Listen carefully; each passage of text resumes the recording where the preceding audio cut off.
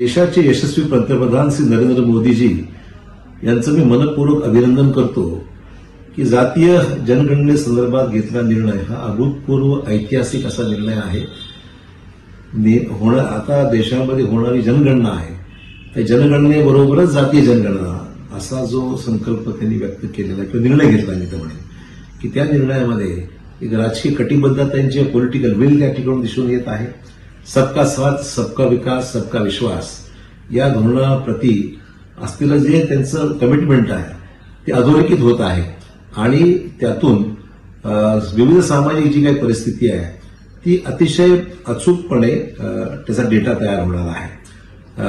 वास्तव जे आहे की कोणाची सामाजिक जनगणनेमध्ये किती लोकसंख्या आहे, त्या लोकसंख्येच्या मानाने मिळणाऱ्या ज्या विविध सवलती आहेत, शासकीय योजना आहेत याची त्याच्यामध्ये निश्चिती बरोबर होईल आणि आरक्षण सुद्धा त्यातून जे काही देणं अपेक्षित ते सुद्धा सुयोग्य पद्धतीने करण्याकरता एक प्रॉपर डेटा जो अपेक्षित आहे तो उपलब्ध होणार आहे आणि त्यामुळे सर्व समाजांची अचूक लोकसंख्या, सामाजिक आर्थिक परिस्थितीचा डेटा, सर्वसमावेशक विकास असा जो अपेक्षित आहे सर्व समाजाचा तो सुद्धा याच्यामध्ये साधता येणार आहे. त्यामुळे खूप व्यापक अशा प्रकारची एक्सरसाइज आहे आणि मला वाटतं की याच्यातून जे पॉलिटिकल विल आहे म्हणजे मी तर म्हणतोय की गेल्या 94-95 वर्षांनंतर होणारा हा प्रयत्न आहे. शेवटची जी जातीय जनगणना जी आहे 1931 मध्ये झाल्याचं कदाचित असावं असं माझं मत आहे आणि 1931 नंतर साधारण 94-95 वर्षांनंतर होणारा हा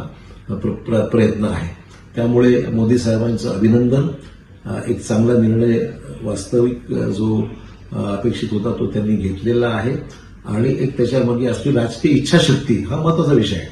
मागणी करणं हा भाग वेगळा आहे, पण राजकीय इच्छाशक्ती सत्तेमध्ये असताना ती करून घेणं हा त्याला एक वेगळं महत्व आहे आणि म्हणून मोदी साहेबांचं अभिनंदन. आणि मला मुद्दाम सांगितलं पाहिजे, मागण्या अनेक होत होत्या हे मान्य आहे मला.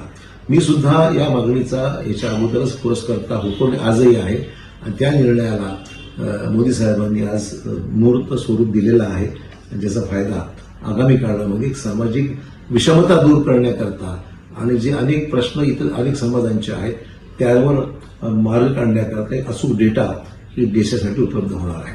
धन्यवाद.